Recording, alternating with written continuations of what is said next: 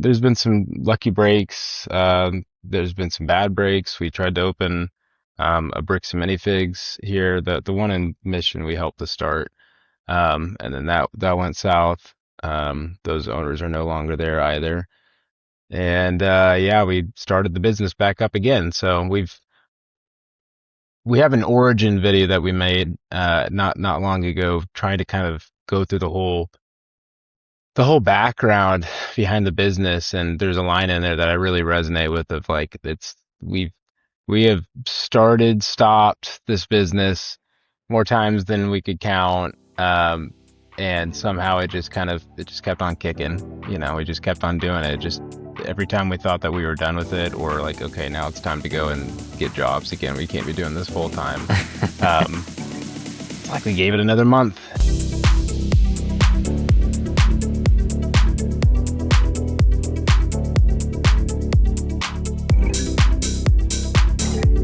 Hello, bricks, chicks, and minifigures. You are listening to AFOLs Welcome, where we talk about all things Lego from the perspective of two adult collectors. We're your co-host. I'm Grinch. And I'm West. And today we are continuing our discussion on selling Lego and getting professional up in the show today with our guest, who is a professional Lego seller on Whatnot and Bricklink. But before we do that, West, let's banter over some bricks. How was your week, sir? Oh, Grinch, it's busy. It's busy. I am taking things apart to pack them away. We've talked about moving with Lego sets on this channel far more than I think we ever would have. I did want to share, I was actually packing away the Lego Concorde, and for those listeners and viewers who've built the Concorde, they'll know that it's put together very well. But there's a few instances where you're putting things together and the end result is you'd like slide this Technic pin into this one section of the build and you're like, that's not coming out. Like, how does that come out? Nope. And there's a few sections like that in the build. And so it's really layered, and kudos to Lego and their engineering for putting this together. But there is a way to get it out. And so specifically, I took the engines off, I took the flaps off, I took the vertical stabilizer off, the nose, the tail, and I've basically the base of the body and the wings, but it's still a large section of the plane. And if you open up the main landing gear bay a little bit, there's a Technic kind of joiner piece. So two Technic axles go into it, and there's a Technic hole in the center of it. And if you go to the Lego instructions, it's step 122. It actually says, hey, this can be used to take the set apart. What they don't really do, though, is they don't tell you the best way to do it. And so this was a Lego set that required me getting a screwdriver, which when you have to use a screwdriver on your Lego, it always makes you a little nervous. And you have to slide that out, that piece, just a little bit. And what that does is it pushes one of the Technic pins in the kind of cabin area of the airplane. And then because they only gave you like one or two studs length of like area to grip it, I had to get like some needle nose pliers, and I put, some... Oh, God. Yep. You know exactly where I'm going with this. And so I had to wrap, I think I took like a washcloth or something and wrapped the Technic pin and then used the pliers and gently pulled it out. And so I eventually was able to get the Concorde separated, but it took a lot of effort. And I was surprised because I was looking on Reddit, I was looking on YouTube to see if like anyone had something put together for that, and nobody had anything like solidly put together of like, hey, here's how you disassemble your Concorde. So I figured it out. It's not fun. It's doable, but it will join us and it will make the trip. So that's, at the end of the day, I'm happy that at least I got it that far. So yeah, that was Was it just one of the black Technic pins? No, it was one of the long gray ones where it has like the flat back on it. So there's no area to like grip it. Like it goes flush with like the hole. And you have like a brick separator? That doesn't do that. Wasn't, I mean, it was so, there was so much friction on this piece. It was the pin itself was like a longer pin. So It too had to long. have been at least like 2.5 to 3 inches long. And so there was maybe a half an inch of it sticking out that you could grab, and it just like there wasn't enough to leverage to get it out. So You couldn't use the axle on the top of the brick separator to push it further out? no, because to push that piece out, that you had to go into the landing gear bay, and that was the two kind of the Technic piece with the hole in it, with the two kind of axle connectors. So I'm doing a very poor job of describing that. The Lego brick with the stud. It's not a stud. I'm being facetious. Exactly. You said the Technic brick with the hole. Get it. Yeah. Oh yeah. I'm there. Was it ABS too? It was ABS. Yeah. Oh, okay. I think I know which one you're talking about. You have to have a long Technic arm just to get inside the landing gear bay to get to it. And then I was bending the plastic, trying to move it with just plastic. And that's why I went and got a screwdriver, because the metal wouldn't bend. And I was able to get it as far as possible. It's totally the whole setup was done totally intentionally by Lego. In hindsight, I'm like, oh, this totally makes sense. But I just feel like they could have maybe made that clearer of hey, here's how to disassemble the thing. And again, there's not a ton online. So anyways, yeah, that took a little bit of work. No desire to build Technic sets. It just does not sound like that great of an experience to me. It was like taking apart the Millennium Falcon. You remember the UCS Millennium Falcon, and there's the one central piece. It's a really early step, and it uses those weird Technic. It's like the two Technic pins that go to one Technic pin, and they're put into the plate, but they're put in such a way that you can't get behind them at all. Yep. And so you have to just pull it, but there's enough friction with the Technic pins that it won't pull out. And so I think on that one too, I had to get a pair of pliers out. And on that one, I wasn't careful enough, and I ended up not breaking, but scuffing damaging up the piece. Uh-huh. That ABS is just so soft when you're throwing a bit of metal on it. Speaking of Falcons, I got the Dark Falcon. Oh, yeah. Because it was on sale on Amazon. Okay. And started building. I'm about halfway done. So how's that going so far? It's good. It's my first time building the newer Falcon design with the gapless plates, so it's a fun set. It's been a while since I've built a Lego Millennium Falcon, so it's been a while since you bought a Star Wars set. Yeah, and I'm actually because I get the Starship series, so I actually built the that's fair. Acclimator as well, which was good. It was actually fairly, for $40 Starship series, you can't go wrong. Yeah. It the build's interesting. I feel like a lot of the Starship ones are just kind of a bulk of plates that's shaped, and this one there was a lot of different panel shaping that went onto it and building different sections and attaching it at angles. So I enjoyed it, and I'm actually going to be buying a couple more Star Wars sets. Well, by the time this episode airs, I would have bought the Star Wars sets just for May the 4th, because there's the AT-AT of the Starship series, that the equivalent, right? Okay, yeah. The mini scale AT-AT. There is the Venator Starship series. Mm-hmm. And then I'm just gonna pull the trigger on that gingerbread AT-AT, and that'll be my May the 4th purchase this year, and probably the last Star Wars I buy for at least a year. So that's what seems to always happen. So that's okay. Yeah. Well, I don't know about May the 4th, but I know my next big kind of springtime purchase is definitely that DC-3, and I've been very careful to try to but measure my acquisition of Lego, especially, we talked about it on the show, but nothing makes you hesitant to go buy a Lego set more than packing it away for a move. So very true. Very true. But do you know what gets you excited? when it works the first time and I don't have to take a pair of pliers and a screwdriver to it. No, moving again within a year. But Yes. no, but also exciting Lego news. Let's do it. Exciting Lego news. All right, Grinch. So this week we had some reveals and announcements, but again, a relatively slow week as we are heading into the summer months. But we're expecting some summer reveals here shortly. But a ton of leaks. Like literally, there's been more leaks the past 2 weeks than there have been reveals, and it's just like, guys, yeah, like let's just get these things revealed, folks. Like we need to have like a leak to like reveal meter, for Lego, because they're pretty fast, but like they've been sitting on some stuff right now. Yeah, exactly. So one set was leaked so early that it was re-leaked.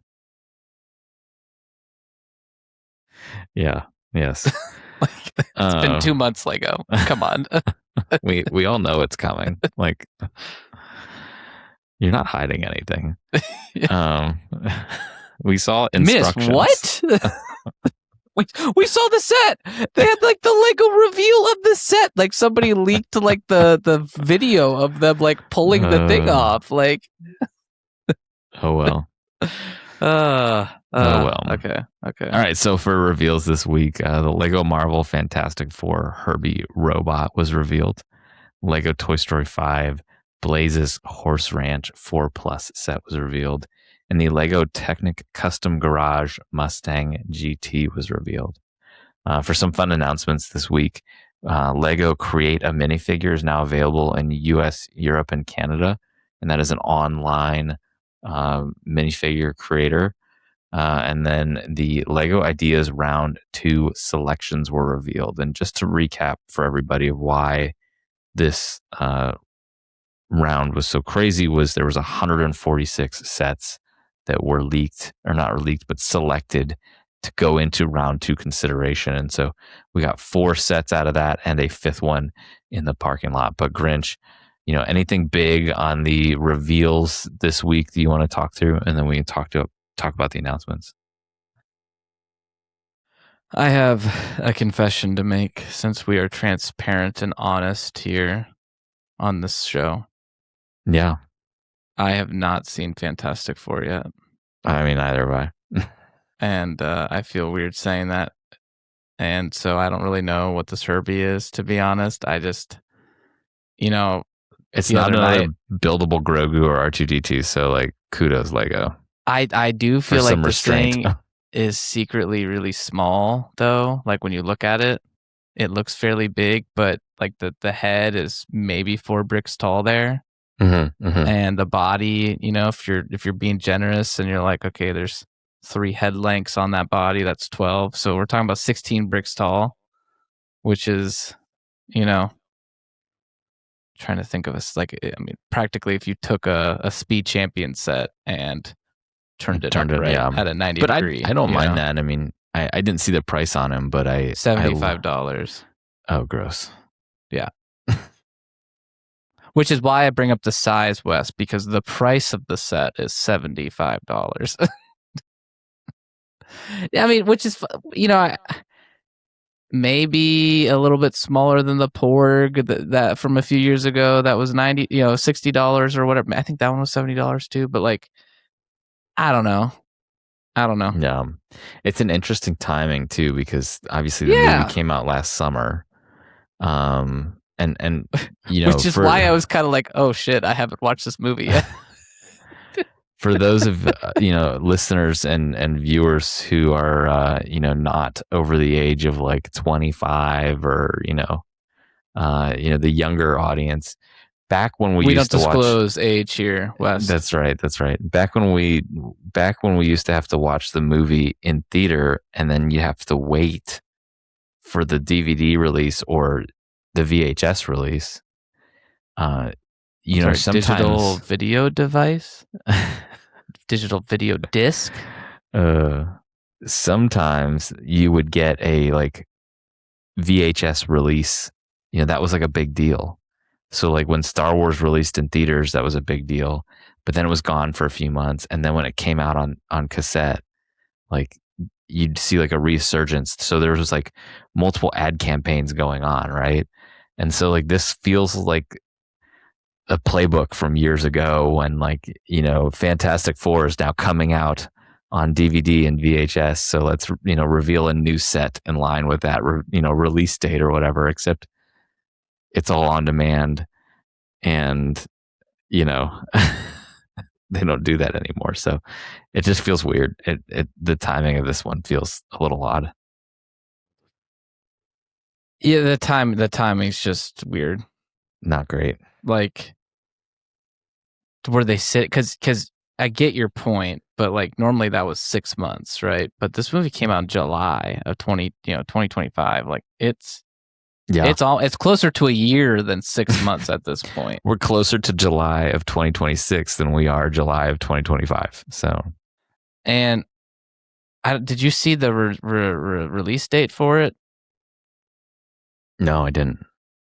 I didn't either. I was just trying to find it real quick. All right, so I got the official release date here, August 1st. So kind of to my point, a full year after that movie, and it did well, but like we're not talking about that well. So, but big shout out to our editor here, folks, who's going to do some editing for us this week, because as of recording this live, we've actually got a bunch of new sets that have just dropped and have been officially revealed. So everybody give a like on this episode here for our editor, which would be greatly appreciated, because they put a lot of work into the show. So thank you in advance. But West, I'll run through this really fast since we've already run through stuff. We got the some Harmony Prosperity kind of Lunar New Year type of sets. We've got the Advent calendars, Animal Crossing, Speed Champions, some Technic stuff, some additional Mandalorian and Grogu set. So where do you want to start? Oh, Grinch.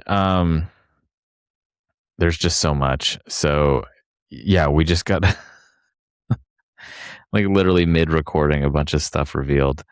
I mean, I'll say with the Speed Champion set, the Defender is way too big and in a typical Speed Champion style that is almost comical. It's twice the size of the minifigure, if not more. So they still can't get SUVs right, but that Jaguar F-Type is just, I mean, I don't think you could ask for a better set at that size. It looks wonderful, and we finally are getting that new windscreen piece that was on the Honda S2000, that's on the new Toyota Supra, and we're getting it in just with the black trim. That piece is going to be so perfect for so many car builds in like the larger Lego universe. I'm so excited for that. And we didn't get a chance to call it out on the Speed Champion reveals a few days ago, but there is a new piece on the spoiler, the rear wing. Are you looking at the set right now? A new piece on the rear. Oh, dang it. I clicked into the image and it tried to take me to lego.com and it just says, "Oh, bricks." Let's see here. The spoiler support itself.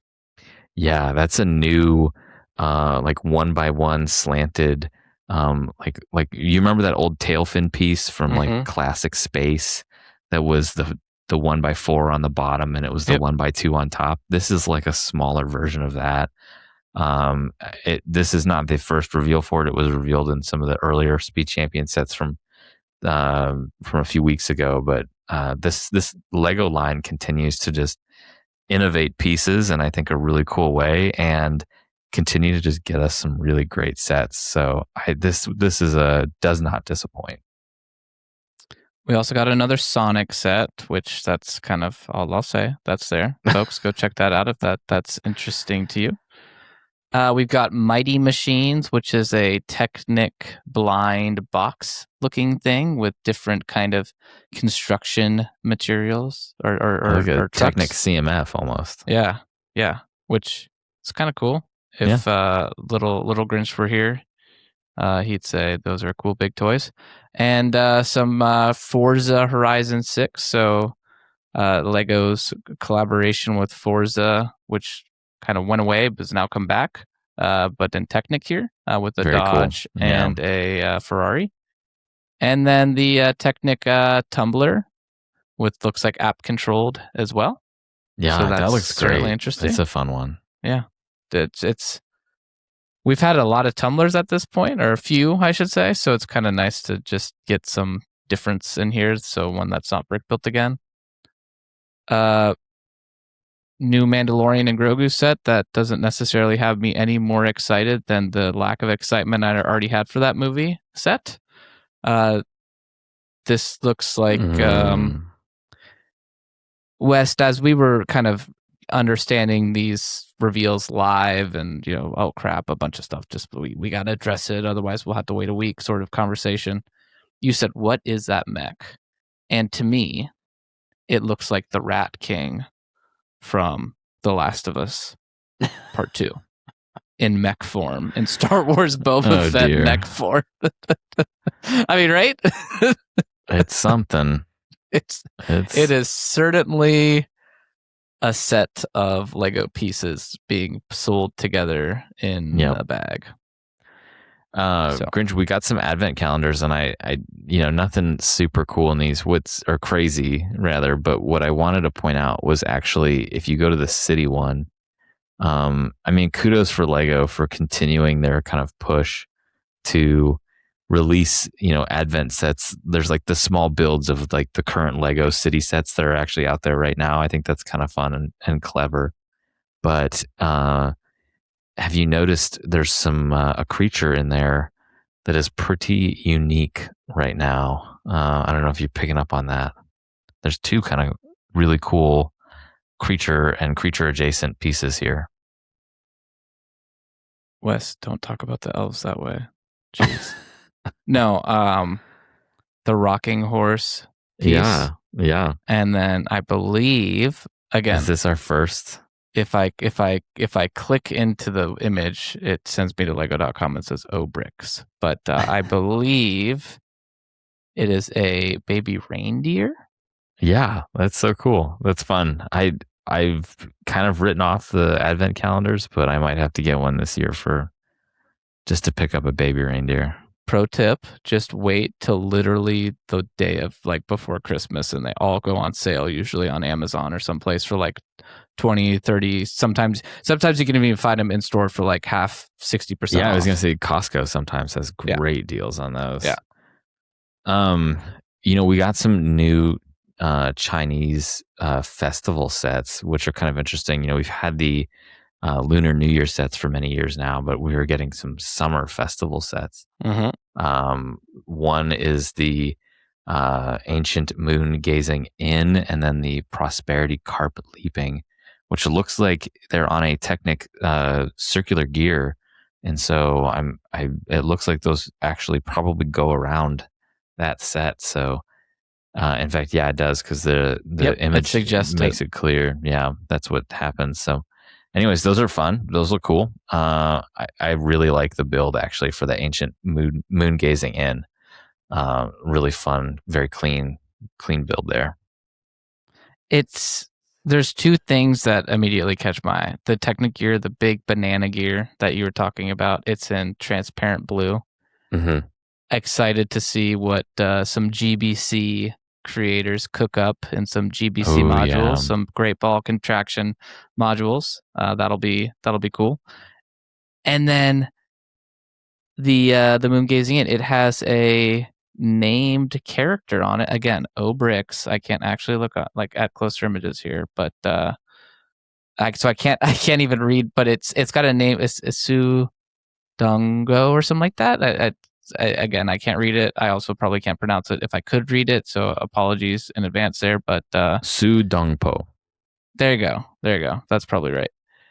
Which kind of is that? I don't actually know. Is that somebody from is that somebody of cultural significance? Is it? It's just interesting. To me, it'd be like if we got a Winter Village set with a named character called out on the box, right? Like if you got Oliver Twist or somebody like that, right? Potentially. And I don't know. I said Oliver Twist. I was thinking Charles Dickens. The Scrooge guy from A Christmas Carol. If you had that called out right on the box, so those were the two things that I noticed just kind of off the rip here. But when I saw the images for this moon gazing in, I said West is gonna talk about how he wants to turn this into a noodle shop or a tea shop or something like that. Probably.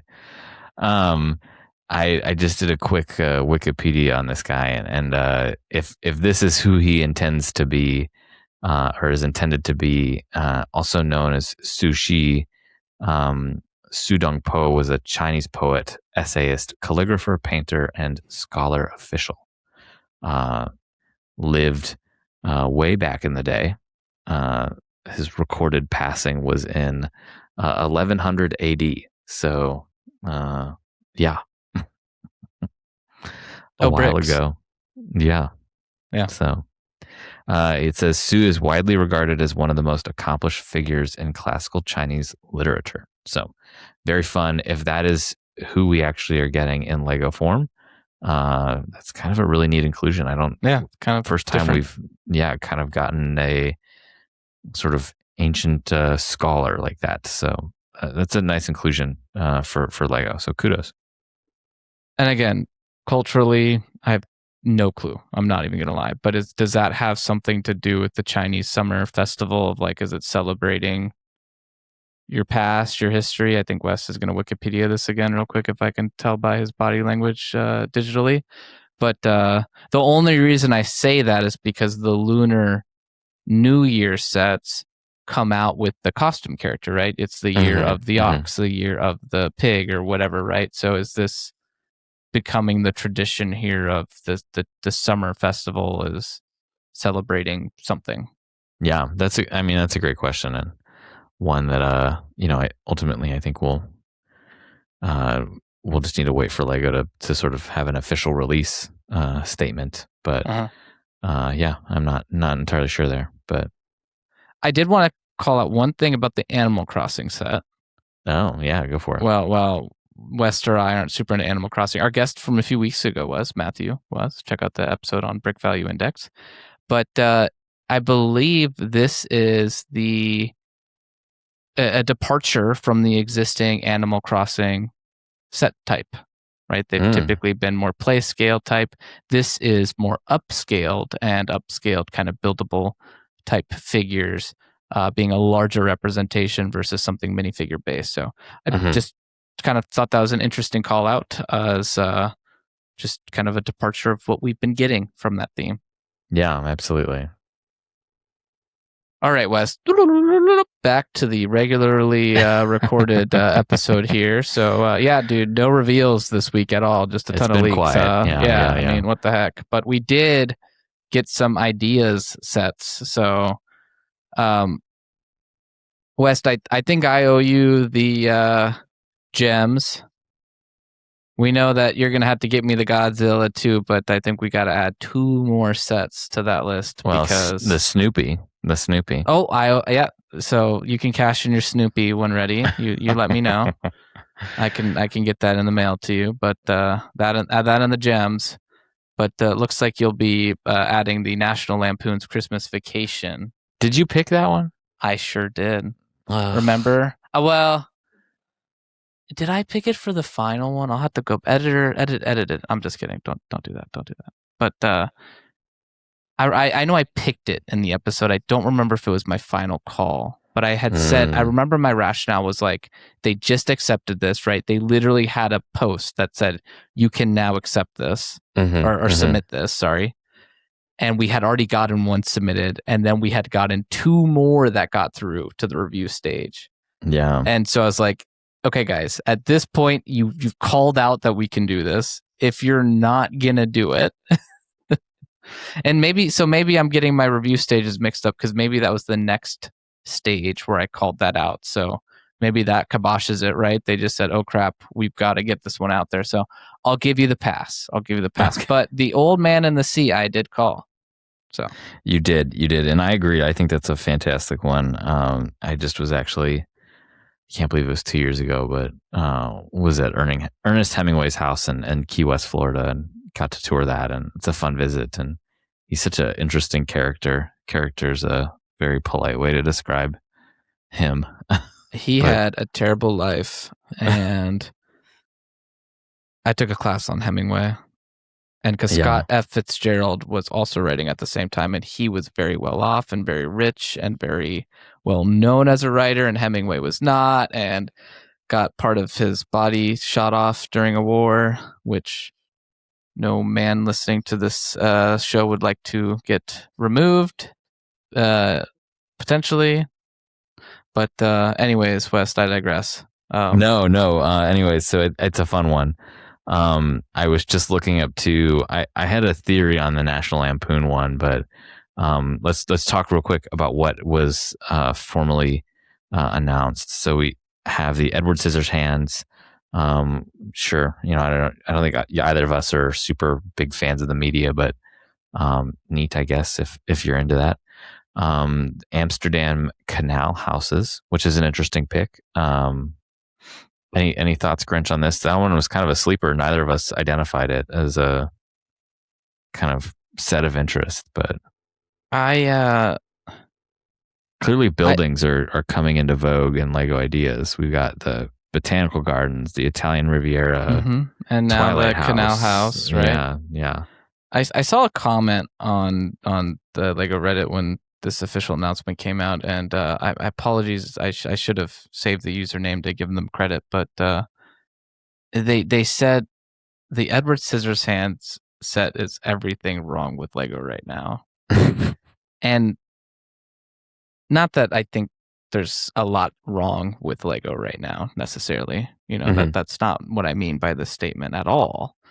But yeah, do we need a $350 or $400 potentially Edward Scissorhands set, judging by the size of this thing? Because it's if very it's niche. Not this, it'll be the biggest departure Lego's ever taken in a Lego idea set, right? It's a very niche idea, and you're right. Like, if it's an expensive set, it'll be interesting. We've had this discussion many times. We don't know how many they will ultimately produce, so maybe this is like a calculated risk where they produce fewer of them, but they sell it out or something like that. That would kind of make some sense, but I don't know, man. I don't know. It's I don't know if the movie has sat well with like the younger generation. I know of like our generation, it was kind of a popular movie. I've never been much of a Tim Burton fan. So, again, the movie doesn't really speak to me, but, I wanted to talk the National Lampoon's one real quick, but sorry, Grinch, I didn't give you a chance to react. So any thoughts on that take there? What? No, so that's a hot reaction. That's all I got. No, I just, I don't know. Yeah. Last week you were kind of like, the Shrek set, like it seems like a random IP. To me, this is like beyond random, because I don't really know if you're going for nostalgia here. Are people nostalgic for Edward Scissorhands? If you're still kind of really enjoying Edward Scissorhands in 2026, like, good for you, happy for you, like, you do you. But like, is there a big enough audience for that for Lego, right? Yeah, I mean, I know it's certainly popular. It was a popular movie for kind of. Well, I know the movie has a special place in the kind of collective hearts of the LGBTQ community. So I know that's very important, and I think that's a great thing, and a great thing we see in Lego. So I don't know if that has influenced maybe their rationale behind the set, but I mean, like I said, I'm just not a fan of Tim Burton. I mean, I think it's a Big Fish. I think I enjoyed that movie, but most of his other stuff, he has a style. Yeah, he has a style, and it's just not one that I gravitate towards. So, yeah. Anyways, moving on, the National Lampoon one is interesting because I don't think we've resolved that question of, when you see people put in two of the same sets into Lego Ideas, like, how do they attribute? Obviously, we know that the winner of the designer gets the credit for it, but is it like a coin flip at the Lego headquarters between which National Lampoon set they're using as like inspiration and who gets the credit, or the the percentage of the sales to, and because there was 2 of them in this wave, I don't know if we know whether or not both designers get the credit or one. I think they only attributed it to one designer. So kind of an interesting conundrum there that's presented, which is how do you play that out, right? Like, how do you differentiate who does the better set, especially when Lego kind of has the license and right to adjust it as they do typically. So that one's interesting. And I was kind of reflecting on why Lego had to go out and say, hey, we're okay with the family, the Christmas vacation set to begin with. And I remembered, Grinch, do you remember the National Lampoon series, like when we were in high school and middle school? I think the Van Wilder series was National Lampoon, if I'm not mistaken. I think it was, back in the day considered fairly inappropriate, right? Yeah. So yeah, it was National Lampoon's Van Wilder, which was a very early Ryan Reynolds comedy. Kind of a modern take on maybe American Pie meets just sort of that stereotypical college movie, coming of age college movie that's maybe in this case overly gratuitous and raunchy. Interesting set of movies. I imagine that's why Lego maybe had some issues with like the National Lampoon moniker, because by the time that magazine and that sort of series came to an end, I think it was known for more of its like aggressive raunchiness than like in the 70s when it came out. Like this movie in and of itself, I don't think is overly offensive, which is why I think Lego probably had to say that officially and be like, hey guys, we're okay with this. But I mean, clearly people were asking for it. So I think the bonus for if you don't like the movie or, aren't aware of it, like you get a great 1970s American house, Midwest sort of mid-century modern house and like a cool camper van. So, there's that. Well, and West, unfortunately, we will not get an answer to that question because the National Lamp, this one was in a review stage of its own, and it was not. It was, I believe, it was the third or the first review stage of this year. I believe so it was the picked third up off stage. The parking lot. No, it was just there's still a stage between what's been selected. This was stage 2. Okay. There's 3 stages in a year. Right. So the other stage had the 2 sets. There's 3 sets that have made it to the review. So the second stage, I thought the second stage had 2 National Lampoon sets. I'm looking at it live here, and there's the National Lampoon's Christmas Vacation. There's the Christmas. Oh wait, no, I just looked at this. What the heck? Just falling apart here, Wes. Sorry about that. I'm right. It's right. Okay. There isn't a Griswold's house? There is. No, so it's the third stage that has 2 of them. I'm confirming right now. That was released on Jan 6th. This is the second stage that this is being announced from. There's only one. So okay, that logic that was used for the third stage review when we were guessing was I guess the correct logic of like, hey, Lego, you guys announced this and you got 3 of them now. So what are we gonna do? So you got to either pick it now or it's gonna be never, or this is gonna get real ugly. And so I think they're maybe signaling the same thing of like, yep, we've got one clear cut, no controversy. It was there first because it was in a whole other review stage, right? Now, do you remember what we also speculated during the 146 set review stage? That was this review stage, yes. But do you remember what we also speculated? That you were going to buy me the Old Man in the Sea? No. We speculated that Lego might do something to make ideas more complicated to apply to, right? Or to get into that review stage. And they still haven't? and they haven't. And between all of these selections, dude, I'm kind of wondering like what's going on with Lego Ideas right now. This feels super random, super niche. Are they getting too random and too niche? That's the question I guess I'm kind of answering and asking myself is are we at this point where we're just like these random themes are just getting these sets, or like what's going on? Yeah, I mean, I just look at Lego and their ongoing conquest of every IP ever. So I mean, what else? If you were to make a Lego idea set right now of an IP that has not been done before, and let me remind you, this 146 set wave was the one with Twister in it, right? That I actually really liked. Yeah. So like, should we do Twisters? Be like, oh, it's from the 2024 hit follow-up sequel, Twisters. Yeah, man, I don't know. I mean, I think the cop out is why does it have to be IP based? Like, can we just get regular sets again? Like, no, that's good. Come on. Can we get Lego internal themes again? Like some Johnny Thunder or some, I actually said that on my fan survey. Nice.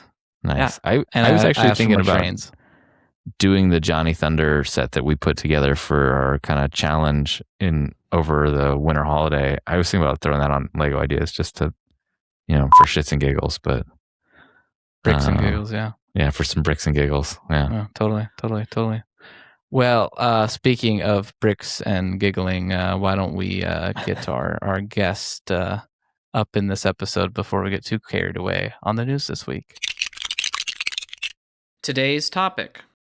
Joining us today is Jack, a professional Lego seller and the co-founder of the Yellow Brick Road Lego store, which is now one of the largest Lego whatnot stores.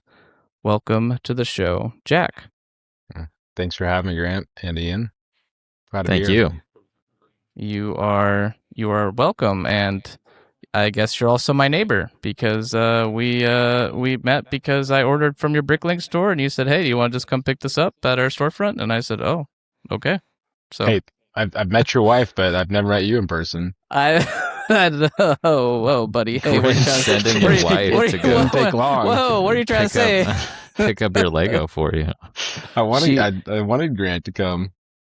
I wanted to see the studio, so sorry about that. I'll have to check it out someday. I'll have to check it out. Next time you get some good Lord of the Rings minifigures, give me a call before you post them, or maybe you can start sourcing them for me, because I'll take them used for my convention mocks. Hey, well, but we only get the best stuff. That's our main thing. We did Lord of the Rings for a long time. Last year that was I feel like probably the category we were known for the most, especially during springtime. Had a big series of those shows and came across some real big collections. So I was your guy for a while there, but Star Wars is just popping off right now. So interesting. Do you think that it was like really popular just with the release of the Shire set, or and is like Star Wars really popular right now with May the 4th and the Grogu movie coming up, do you think? Or it's hard to like project like how much media actually plays into it all. I think Star Wars had a nice little nostalgic resurgence last year. There was a lot of sets that I feel like were honoring people that are in their mid 20s, early 30s, like Revenge of the Sith. I think it was the 20th anniversary last year. They had like the Venator come out, like that might have been 2024.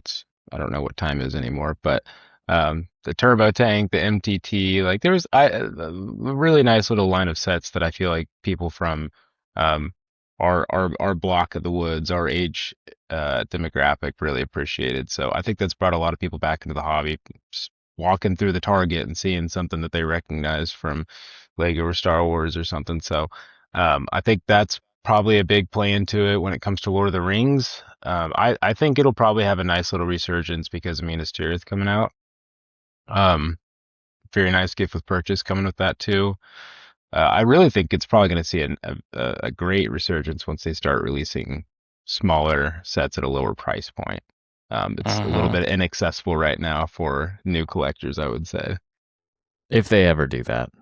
If there's rumors. I've can't say I've seen them. I've seen them. I've Maybe seen it's them. just the They're real. hopeful Redditors. Yeah. So a lot of talk about Lego selling. Let's get into it. But before we do that, Jack, just real quick, gotta know your story. How'd you become an AFOL? What's your favorite theme? What's your favorite Lego set? So we can kind of get to know you first before we talk business, if you would. Absolutely. Before we get down to bricks. We're in it. We're in the bricks. Chris and I both got back into Lego in 2023. I guess it would be almost 2022 because it was the Christmas going into 2023. But my mom used to always get us Lego sets as kids because that's all we begged and cried about. And then we went into our, stereotypical dark ages and came back around when my mom decided to get me another Lego set just for fun, just because it was my favorite thing to open when we were kids. I'd gotten rid of my collection. I'd given it away to an ex-girlfriend's little brother because I thought that would get me some brownie points. It did. I did not keep the sets though. So Or the girlfriend. or the girlfriend. No, Yeah. no. Yeah. But I got the story. I did get to keep that. There you go. There you go. I got the treasure hunting spirit in me. So yeah, Chris and I both we got the Mandalorian Starfighter. That's what she picked up from the store because Mandalorian was really big at the time. And we built that together. And I think Chris honestly probably went into it a lot harder than I did initially. Um, I think he had a lot more time on his hands at that point, and he was still living at home. And he bought. It just seemed like every single time I'd buy something, he felt like he had to like one up me, and like I'd get a picture. All of a sudden, now he's got like, a $200 set. Now the next one, he's got a UCS set, and now he's got a retired UCS set. So it was kind of like a little tit for tat thing. And then that summer of 2023, we went to my cousin's wedding in Atlanta, and we had found out that Atlanta Brick Co. was about an hour away. And we didn't have a car, but our cousin did. So we convinced him to drive with us all the way down there just to check it out. And we got to tour the store, and I picked up a couple things. I think I grabbed a Commander Gree and a Galactic Nice. Marine Custom because they didn't have those at Ooh. the time, and the customs are still better than the ones that came out.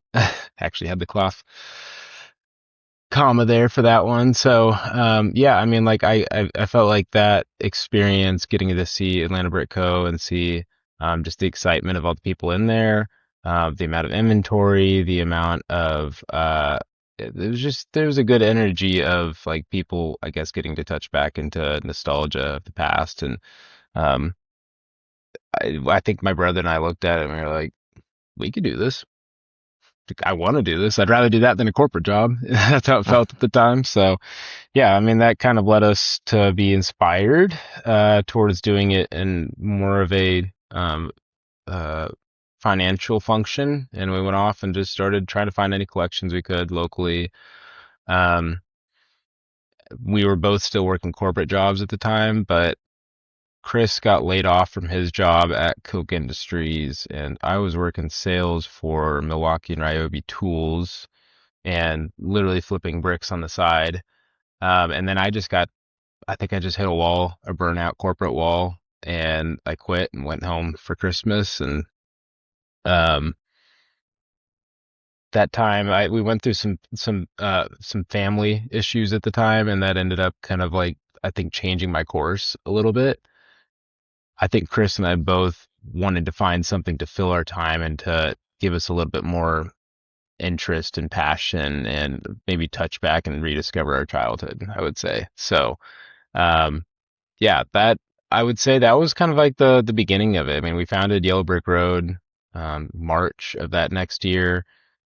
And here we are. I mean, it's crazy that we're still doing it right now. I mean, we did Bricklink for a year and a half ish or so. Facebook Marketplace and Bricklink is where it all started, and then Whatnot reached out to us by a fluke, actually. Uh-oh. We bought someone's collection who also had a website, McMaster's Minifigs. We bought his collection. He gave us his website for like $1,000 too, and Whatnot reached out to that email, which got forwarded to us and wanted us to join the seller success program, even though they wanted the other guy. But it worked out anyway. We were in the right position for it at the time. So yeah, I mean, there's been some lucky breaks. There's been some bad breaks. We tried to open a Bricks and Minifigs here. The one in Mission we helped to start. And then that went south. Those owners are no longer there either. And yeah, we started the business back up again. So we have an origin video that we made not long ago, trying to kind of go through the whole background behind the business. And there's a line in there that I really resonate with, of like, we have stopped this business more times than we could count. And somehow it just kept on kicking. You know, we just kept on doing it. Just every time we thought that we were done with it, or like, okay, now it's time to go and get jobs again. We can't be doing this full time. It's like we gave it another month and scraped by. And so now it's like, it's real now. We're in an office space. We're out of the basement finally. Hopefully going to get some decals on the window this next month and finish up like the entryway, paints on the walls. Like it's exciting. I mean, it's nice to have our space. It's nice to feel like legitimate, and it's nice to like have all the connections, I would say, within like the Whatnot and Lego field. Now like it's I would say it's just it's accessible now, the idea of doing this full time, and getting to expand it a little bit more. So, and get invited on podcasts now too. So there you go. Well, it's really interesting that you've gone from kind of selling online to brick and mortar. And I imagine you're kind of pursuing a mix of that too, right? Like in your current store that you're planning to have open here shortly. Is it going to be purely kind of face to face, or are you guys going to continue kind of what you're doing on Whatnot and Bricklink? I would say so. Bricklink is like a fraction of a percent of what we do right now. That was all we did before 2025. So 2024 was all Bricklink.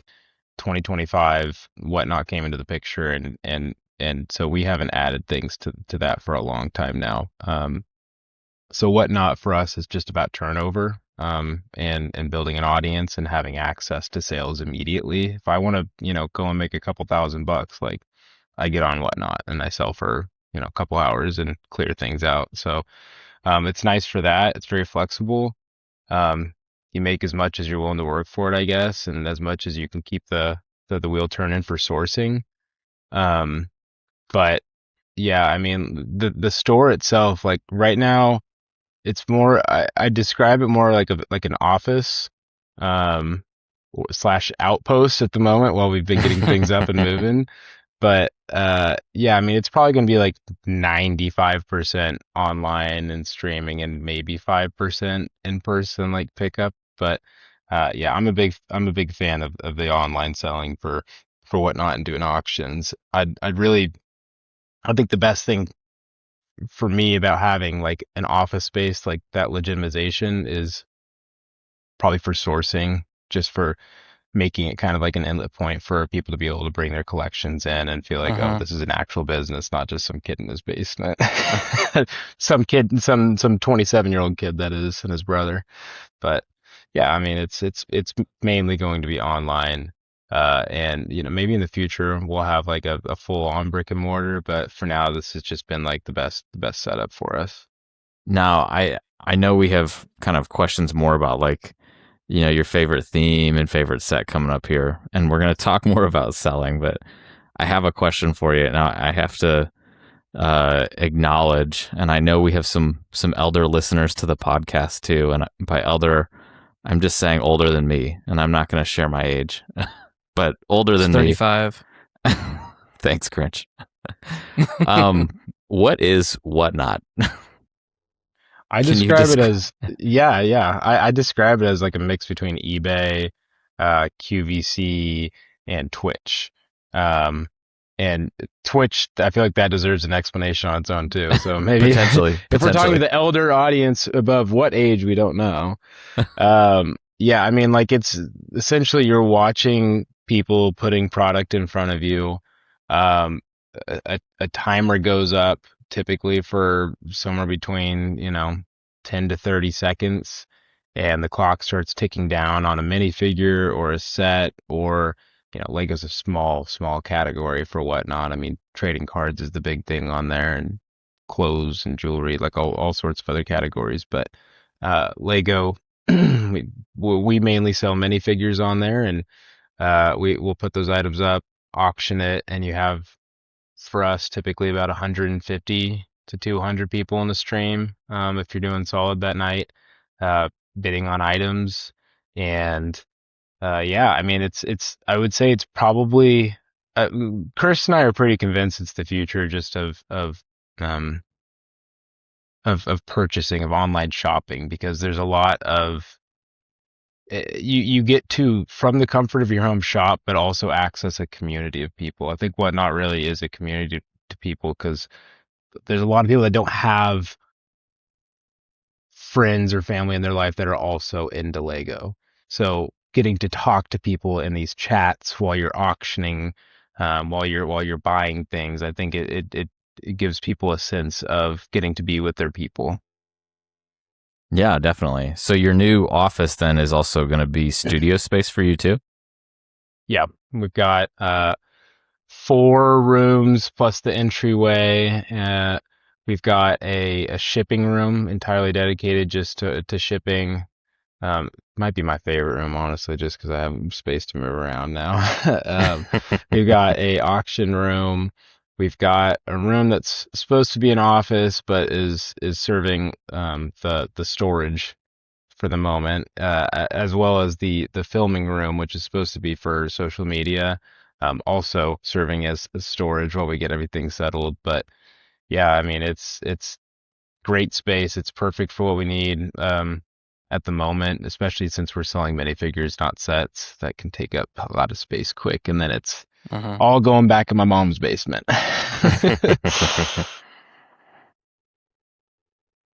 And so, first of all, what a flex to be like, I wanted to go back to my childhood roots, so I started a business. Anyways. Yeah, well, Awesome. it makes it sound a lot sexier than I think it was, how it played out in slow day by day time. But it was, I mean, it was very cool. I mean, I got to get back into, for me, I always described it like as treasure hunting. Like, especially early on, which I know we're going to get into sourcing later, but like early on, there wasn't as much awareness, I would say, like especially with like Facebook Marketplace, garage sales and stuff, of like people knowing that Lego is something that you really want to like do your research on before you put it up in a bin for $100 because you want to get it out of your basement. So I mean, there was a lot of good stuff to be found and a lot of bins to be dug through, and that was my favorite part. I don't get to do that as much anymore, so I'll describe a little bit of that more later when you want to get into that. But yeah, like that is definitely what brought me back into it, was that that getting to complete the figure that you had the part for 6 months ago, and you've been holding in a plastic bag. You're just waiting for the parts to come in the next lot. So you did describe a little bit about Whatnot, and I think from the description, it's fairly obvious how it differs from Bricklink, right, as far as a purchasing and selling experience. But Mm-hmm. on that point, do you find from a selling perspective, there's things you can sell on Whatnot that you couldn't sell on Bricklink, or vice versa, or maybe that sell better, or like, Mm-hmm. you're probably not going to throw a 2x4 brick up there and be like, all right, let's start the bid at 1 cent. All right, I got a penny and a half over here. Yeah, I mean, everything starts at $1 on Whatnot.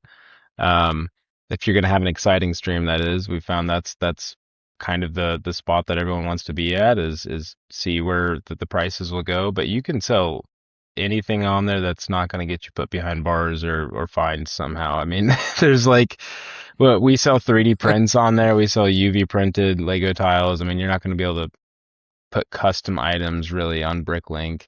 You're not going to be able to put 3D printed items on Bricklink. You can sell memorabilia. Like we just came back from the Whatnot Sellers Summit in Austin. Um, Me, Chris, and Marco Leary, who's also a Kansas City local and Whatnot seller. He's kind of who helped us get our start here. Um, and Rebel Bricks as well. He does customs. So we had 4 of us down there, but we got a nice little goodie bag of just Whatnot stickers and branded items and stuff. And I'm picking up anything they're gonna hand me for free that has Whatnot on it. I'm gonna put it up on the auction on May the 3rd for our May the 3rd auction. Uh-huh. And it's, I mean, people like collectibles. I mean, like that's what Whatnot is. You're collecting for the most part there. And yeah, so you really can sell anything. You'd be surprised how much interest there is on items that I feel like Bricklink sellers, me being one for at least a year or so there, really would have just sit in their shops for the longest time, even at like pretty good price. So we pick our lots, our auction items pretty, I would say, carefully. Like I don't find myself like buying stormtroopers and rebels. Like I know like what my people, like what my customers want. I know which characters they like to see. I know that condition is a huge part of the equation. Uh-huh. That's kind of, I would say that's kind of like that's our main promise to our buyers is that when you buy from us, you buy with confidence that you're going to get something that's in really, really nice condition, like to a standard that is probably more picky than you. Um, I've bought from other Whatnot sellers. I've bought from hundreds and hundreds of Bricklink stores in the past for many figures, and it's pretty surprising what some people will describe as great condition or even new condition. And I'll find cracks, I'll find sun damage, I'll find all sorts of stuff, and it's Oh, just were you shopping at a frustrating. Bricklink earlier? Because that's or not Bricklink, but Bricks and Minifigs. Because For the older generation, the yeah, Bricklink is a website yeah, on the World Wide Web. Yeah, uh, Bricklink is, I mean, you really would think that with how picky I would say some of the people are in the Lego community that you would expect it to kind of be like the gold standard of like what you describe as what you get, but there's no listing photos. I mean, like some people post pictures of what they're selling, but for the most part, like you don't really know until it gets there. So I get that question a lot in streams, like why is this item going for so much? And I don't know if you guys have watched many Whatnot auctions, but typically items on there, especially Star Wars, tends to go for quite a bit more than it does on Bricklink. Hmm. So I'd say it's the trust factor. People get to see what they're buying instead of, just trusting a listing and a description from some store with, 100 reviews. you know how they classify comic books, and they have like different tiers of comic book conditions. Grading. Yeah, is that something that you guys have explored Hmm. communicating in terms of like the minifigures? Because that I feel like takes, because let's take something like, you go to Bricks and Minifig, for example, right? And like everything you're going to get is used at Bricks and Everything. Minifig for the most part, right? Unless you're buying a brand new set. And to the point you made, there's, I mean, I think both Grinch and I have had cases where we go and we buy something and we're like, dang, that's a decent price. Like, let's get it. And then, you turn around maybe a week later and you're like, oh, his arm's cracked. I'm like, what the heck? Or Nope, not me. I always check, and they give me crap about it. The people behind the counter say, "Oh, you don't need to check. We check all these," and I'm like, "Is Oh, that a I'm crack?" I'm And the then worst they at go, those stores. "Oh." But to your point, you can see. I mean, the whole point is I can see it in hand, right? Like I'm not Hmm. going to pay the premium for it I can't go and actually look at it. Yeah, it's the experience. I mean, I helped to start that Break So Many Figs mission, and I got to work for a month with an open store. I helped to start it for several months, and I worked a month before things went south. But like, I loved that experience. I loved getting to work with customers. It's something that to this day I still really miss, is that most of my days for the past 2 years, I mean, like I'm in a basement by myself working through inventory, not by myself, with my brother, but and now we have a social media guy too. But um, I mean, we spend a lot of time not seeing our customers. And I really miss that from the in-store experience. So as much as I would love to have a brick and mortar store for that customer interaction, for getting to see kids light up too. I mean, like that- I'm a very sociable person, I would say. So it was really, it was like my dream that couldn't happen. Like there was no way I could make it happen. It just was too dysfunctional at the time to like try to force it. So we had to take a strategic retreat. But I mean, to not get too far away from the point, like yeah, for us, like we I feel like discovered pretty early on that like our niche is like we are going to provide the best mint conditioned figs for you guys, and every time we sell something, um, you have a guarantee that we've already checked it.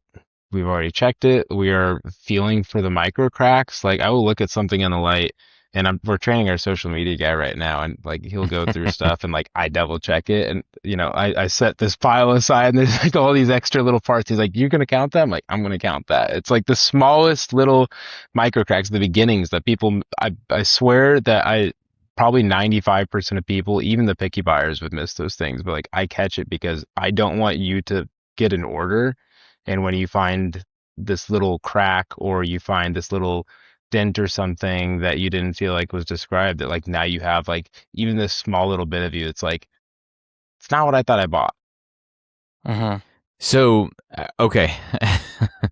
I know our conversation's just kind of going all over the place tonight, but we're flowing and it's good.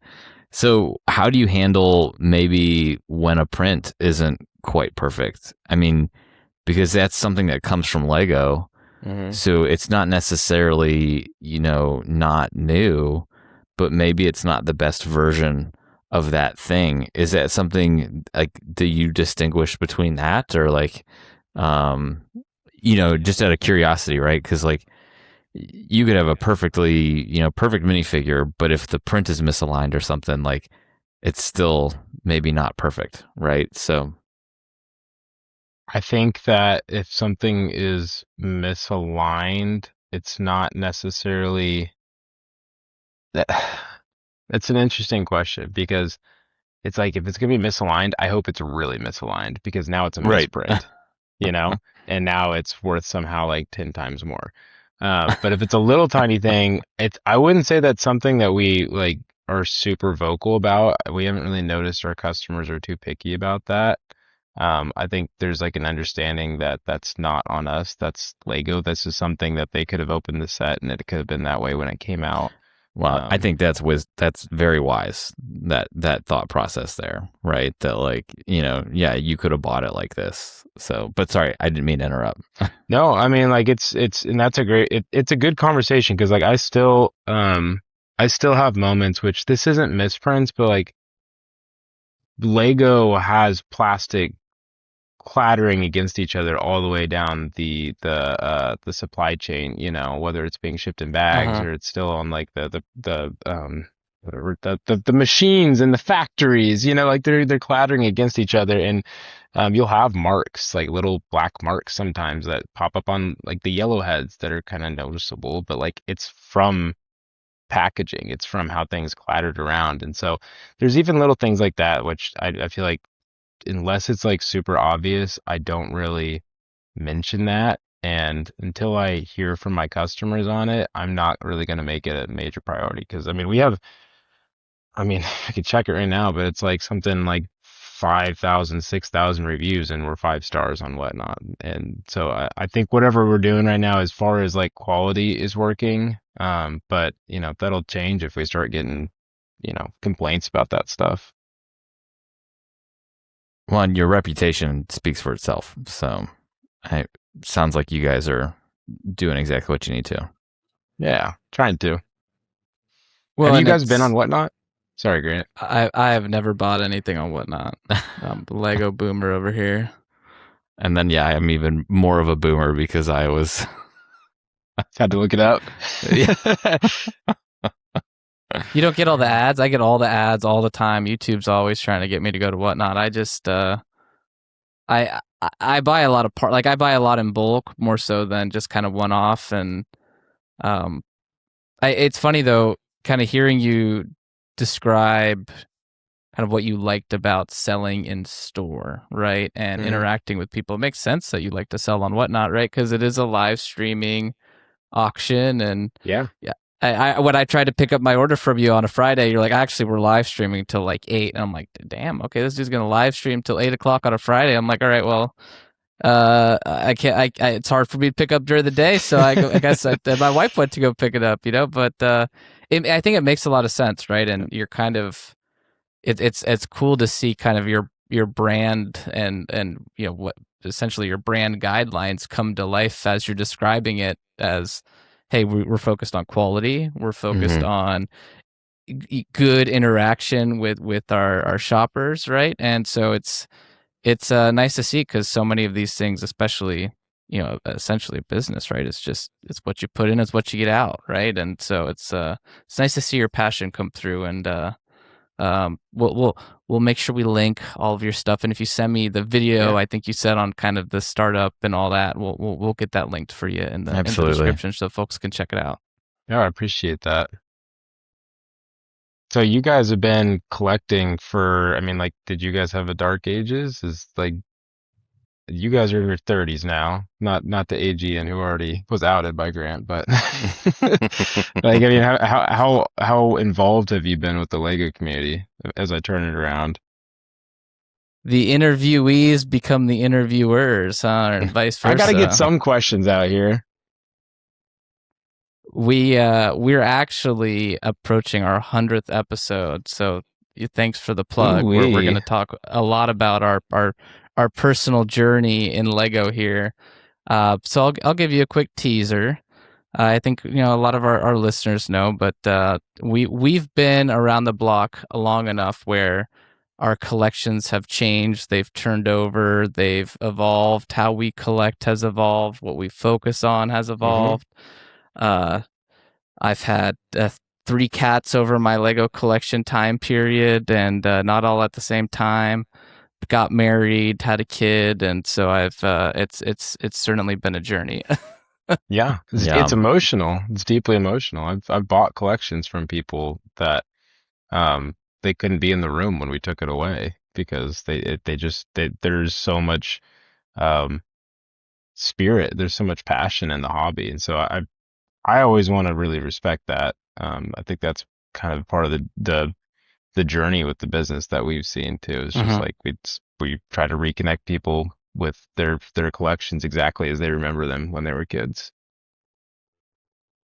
Well, and I think it goes back to those unofficial brand standards I just outlined for you of like of care in the process, right? And care in the product itself. And I think that goes through kind of the selling and the buying and just how you present yourself. And I mean, you're asking, West and I are about our stories here too, right? It truly shows your passion. So I think I've now know the reason why I can't find a good collection on Craigslist in my area. Thank you for letting me know. I need to be a little bit more aggressive with that. But is that how you source a lot of your product? Is it through just kind of finding stuff online, or kind of relying on people to come to you? I'd say that it's like ideally it's 70% buying people's collections straight up and the other 30% buying enough to keep the sourcing running. As we've discovered that people really want brand new items in the best condition, that's kind of refocused a lot of our sourcing methods. We buy a lot of stuff brand new from people who part out sets, especially retired sets. So like brand new figures from a long time ago. They took all of them out of the sets and they bagged them. They never even put them together.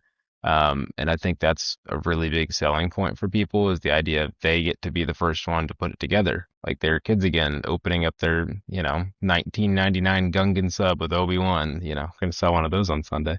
So, I mean, like that kind of was, that was a big shift for us is like that kind of helped us like with our in between. Like if we hadn't gotten any big collections in a while, um, we turned to just buying from people who parted out these sets, whether it be from Bricklink or, I mean, that's really probably the big, I get to be picky on Bricklink and buy from sellers that I trust. And, we buy in bulk, so we get discounts on that stuff since we're spending thousands at a time. So yeah, I mean, ideally it's 70% collections, 30%, choosing our horses in the race with figs that we know do well with our audience. Um, but I would say more lately than not, it's been leaning more on the Bricklink stuff. But it's turning around. We've been trying to push a little bit more of like our marketing towards like we buy collections. Try to get more people to reach out to us. So, I mean, you were just talking about that, right? And I know for the most of our conversation tonight, you've been talking about buying minifigures and selling minifigures. So when you do buy collections, are you parting them out yourselves and selling the minifigures and then selling like, the modular building, for example, or the Daily Bugle, or are you generally keeping everything together? It was, I would say that was like our in between. That was like our transition period from Bricklink to Whatnot, which was a pretty quick one once we discovered how well Whatnot did for us. But Bricklink, if we bought a collection, especially one that had a lot of sets, we would typically separate the minifigures from the sets, sell the builds on Bricklink, and sell the figures on Whatnot. And that was, I would say, it's still a proven method if people decide to do that today. We just haven't come across many collections like that recently. So yeah, I mean, you're definitely gonna if you're a good salesperson, I would definitely recommend that method for Whatnot if you can get some people behind you and in your streams. Now, you've kind of told us about the beginning of the journey, but kind of since you've started selling here, have you made any mistakes or regrets, or what would you kind of would you and anything that you'd give yourself as advice here to younger Jack of a few years ago?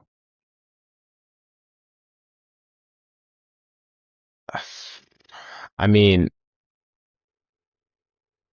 probably just take it one day at a time. I think it's for us with the business, it was always very easy for us to get in our heads of, this is going to work or this is not going to work. This is going to make me $1 million or this is like a total drag on my bank account. And what am I doing? I need to grow up and get a job. Um, and I think it's just, I keep coming back to like, this is what I am doing at this point in my life. Um, and I hope that I can have a lot of fun doing it and meet a lot of cool people and get to keep that spirit of like nostalgia and just have fun with it. Um, and yeah, so just being open to that. I mean, I've stressed myself out with this so many times before that there's really been periods where it's like Lego is not fun anymore. It was just business. I think I'm coming out of that a little bit. It's funny because I mean, I have never put the title of AFOL on myself personally. Like I love the collecting aspect. I haven't built a set really, and since I helped my nephew build a Ninjago set, I got him for Christmas. But yeah, I mean, for me, it's been like it's almost like I'm a medium for helping collectors get what the pieces that they want, I would say. So when you applied to be on AFOLs Welcome, you lied when we asked you the I question did. I if did. you I identify as an botched it. AFOL. I just wanted to be in your It's presence in the so title. bad. AFOLs welcome plus puzzle. Everybody's welcome, Yeah. but Yes. only AFOLs. And I'm out of here. And that's a wrap of another.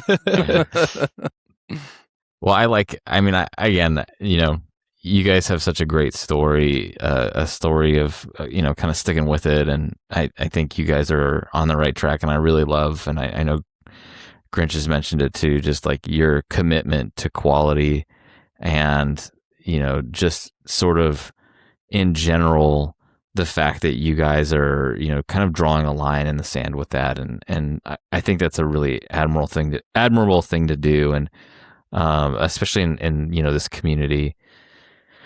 And your answer here of the question reminded me of just this last Winter Olympics, and I don't know if you watched it at all, but I did. I mean, watching Alyssa Liu figure skate was actually incredible. I've never been much of a fan of figure skating, but her gold winning performance was amazing. And listening to her interview afterwards, somebody asked her kind of a similar question, and they said, hey, what would you tell yourself if you had a chance? Like, what would you go back in time and tell yourself? And she goes, I wouldn't, because she needs to learn all the mistakes and lessons that got me to today. And I really feel like that, kind of came across in your answer there too, of just like, hey, we need to, keep going, just focus day by day, and like you'll get there. But success doesn't just happen overnight. So it takes time. So anyways, I just wanted to call that out. And you got me. I got goosebumps right now. That was good.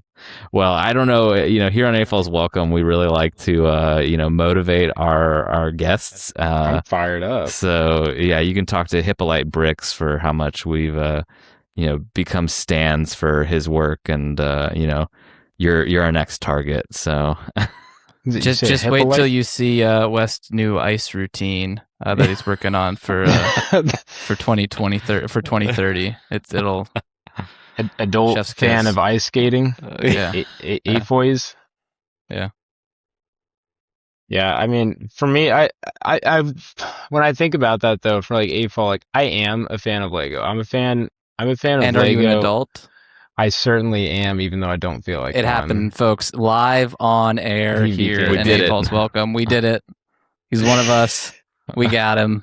See, the Welcome. funny thing is, like, Welcome. I tell people all the time, because like I run into adults, quote unquote, for people who aren't watching, but like I run into people all the time that like I tell them this is what I do, and you get so many different reactions. You get the people that like give you the like there's people that are really excited. There's people that are really interested and have a lot of questions. There's people that I think give you the look of like, oh yeah, this is a stage, which it is in a sense. But like everybody has something that makes them feel something, and Lego, the reason why I'm a fan of it is that it has something for everybody. Like it has, I mean, you got Mario in your background. It looks like maybe the Lord of the Rings. Is that the? Oh, well, I mean, like it's still being unpacked. I've done some Okay. progress for folks that have been keeping up with it, but I got my Fort Lego Raid over here. Then Lord of the Rings is in the next two cases, and then there's I approve. some additional Lord of the Rings that'll overflow there, and actually that'll be my new background here in a couple weeks. So Awesome. I love it already. Yeah. Sorry, you got me excited. I was talking about Lego. Exactly. Look, that's Sorry, my thing sorry. though. That's what I've found is people. I mean, even if you've never built a Lego set in your life, I've seen so many adults who just like walk past something, and if they were into the Apollo missions when they were a kid, and all of a sudden they have the Saturn V in front of them, and it's like that look of awe, like you can build that and it looks that good. Like everybody has some sort of connection to it. I mean, they've made cats, they've made architecture sets, they've made video games, they've made I'm trying to think of the weird typewriters. I mean, like there's just so many bizarre things out there, and everybody has something that they connect to that Lego's made, and they keep on experimenting with it. I'll give them credit for it. They put themselves out there on a lot of those themes. Smart brick. Mixels. All the niche stuff. Yeah, smart bricks for sure. Giving away one of those on Sunday. So anyway. Just the brick? Yeah, I mean, I don't Gotta do think the charger Cost, too, cost right? me an You arm got- and a leg. Yeah, yeah. It does come with it. It's the X-Wing. So they do have one in that set. There you go. I did There you try go. it though. I will say it is not my thing, but we built one to make a video on. I actually can't remember if we posted it or not. We've made a lot of content, but um we made Chris and Jericho, our social media guy, built the Emperor's Throne Room one, and I wasn't there for it, but they were just describing like they actually did have fun with it, like trying to like explore the different features and stuff. And so there is like that. There's some novelty to it, and I showed my nephew it, and he's now 7 as of yesterday. Happy birthday, Elijah! But he had a fantastic time with it. It really caught his attention. It's not my thing. As Luke Skywalker, picks up his lightsaber and fights Palpatine or Vader, and he goes, like I don't know what these sound effects are, but like if that's how kids want to play, like it's okay. Play is whatever you make of it. So I mean, I personally, I hope it fails because I want them to make other things. But for these kids right now, I hope they enjoy it. If we had a soundboard, I would have captured that sound and used it on future episodes. I just want you to know that more where because that comes from. That was great. That was.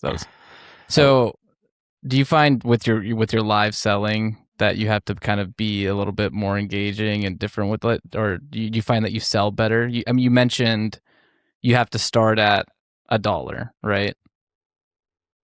There's pre-bids too, so that I will say Really? that's a little bit of an asterisk. Is we'll say dollar starts, but sometimes we put things up for pre-bid, so people And if you make really sound starting at effects $1. too, people are more inclined to hit buy.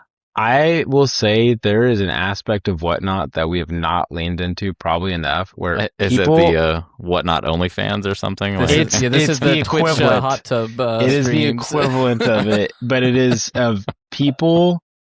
It's like Oh God! I just describe Oh, it as like God. the equivalent. I think you think it's going a slightly different direction than what I'm about to say. Just to be Look, clear. sometimes But I describe the podcast as adult Lego conversations, and then people look at me like, "Okay, that's an interesting hobby." So everybody has their own community, Yeah. Grant. yeah, hey, yeah, totally. I'm not here to Okay, judge. so I'll describe it with a quick little story from this past weekend. We went, like I said from earlier, we went to the Austin Whatnot Sellers Summit, and so we're surrounded by Whatnot sellers. And of course, everybody wants to go live there. They don't let you do that at the conference, but they had because everybody would be live That'd the be whole time, probably. so annoying. Securities, we got another live one. Got another one. And so I actually Hey guys, saw I'm here someone that auctioning a tried to. security guard. Well, there's a lot of stories from that weekend, but there was when we finally got to go have dinner after, which is they brought us to a barbecue place, and everybody got 2 drink tokens and an entree token. Some people took other people's drink tokens. I may have borrowed a few, but we did have one of our friends, Rebel, and we were live, and someone started. You can tip on Whatnot, and Rebel said, if somebody tips $50, I'll take my shirt off and do a dance or something like that. It really took like 2 minutes and $50. We had 5 people tip 10, and all of a sudden he's 50. And you guys have 6-year-old man discovered with his, a whole new side of Whatnot and Lego selling. there's been a You couple discovered moments. the what not. The etc. Yeah. So, I mean, we could lean into that more. People like it though. It's interactive. That's the thing. I'm sure they do. It is. And I have it's fun with it. interactive. I have fun with it. Someone tipped me. It was once again $50 is about. That's the amount you can pay me to do a lot for $50 to tell the truth. I said I would do. I like to do impressions. Like I feel like I have a decent range, which you'll have to pay me to hear those on the stream. I don't give those away for free. But someone tipped me $50 to do auctions as Chewbacca for like 30 minutes. So can you imagine if any words were actually said or if it was just sounds? Which one do you think it is? I think a lot of sales occurred during that time. They did, and a lot of repeat buyers came back later, so they Yeah. enjoyed it. They had a good time. Yeah, you So- need to show up with like costumes for your next one, and you I know, know. like and theme nights and stuff, and like Lean into it. yeah. People love that though, so I'd love to do more of that. I think right now we're kind of in Chris, like I said earlier, Chris has been traveling so much. He just got engaged in Japan, and he's out of town right now too, so he can't be with us. But we've kind of been all over with our schedule. So I'd love to focus in on doing more creative stuff like that, because that's what makes it fun. That's what doesn't make it a job then, you know? Mm-hmm. So this next question, and it's maybe a little bit of a challenge here, because I Oh, may boy. not be tipping you $50, but I did Oh, God. fulfill an $85 order through your store. So it's essentially, an $85 tip. No, But- because he gave you he already gave you the service. Let's say a good. margin's 50%. Like we're almost there. Okay. All right. What's the think request? we're $0 towards the. We might be Just say- negative. If you want, well, you can work for pay here. We can See, look, pay I off the think balance in Ian, a I think he's Chewbacca curious. I impression. think he wants to come see one of our streams. He I kinda think wants to so. hear these I think so. impressions. Look, I'm just saying this He next could question. be a guest on one of them. If you wanna, I don't know if I'd be a very good guest for you. I'm kind of I've never whatnotted and whatnot. So I love But, new buyers. if you need me to, I can run up some bids for you. There you go. Yeah. I've heard of people doing that. I'm sure there's. We talked about the wild side of whatnot. I'm sure there's the dark side of There is. whatnot as well. There is. Absolutely. If you want, you can answer this next question in a little bit of a Chewbacca voice, and we'll see how it goes. You don't have to. Nobody's tipping $50 here. That was the most But- painful 30 minutes of my life. $50 actually was not worth it for that one. That should have been more. You said pretty much anything. That was the anything that you wouldn't, right? I would not do it again. Yeah, I did make that promise to myself. Tuscan Raider though. Oh Yeah, yeah. there you go. There. Oh, we got it, folks. There There you it go. is. We did it. All right. Have you ever regretted selling something? I sold the Mandalorian Starfighter that I got from my mom. The Razor Crest? No, the one from it was The N1. the one that comes with Naboo. Bo-Katan. No, Bo-Katan and Gar Saxon. That was the first got Lego it. set that got me back into Lego. But Yeah, like yeah. like I Mhm, mentioned earlier, mhm. we've had some desperate times. Like I didn't even mention this with when things went south with the storefront experience with they who shall not be named. We had to sell our whole collection off, like pretty much all of it to restart the Mhm. business. So there was a lot of my personal pieces. Like I'd started collecting a bunch of the clones I really wanted, like me really starting to get into the minifig collecting that I'd always wanted to.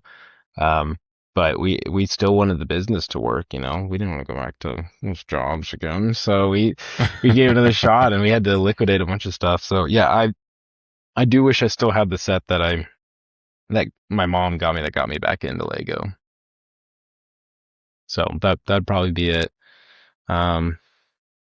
Probably all of the Embos that I've ever sold, because it's now 3-4 times as much over a span of just a few months. So they've all gone through the roof. We told everyone they would, and sure enough, we didn't set any aside for ourselves.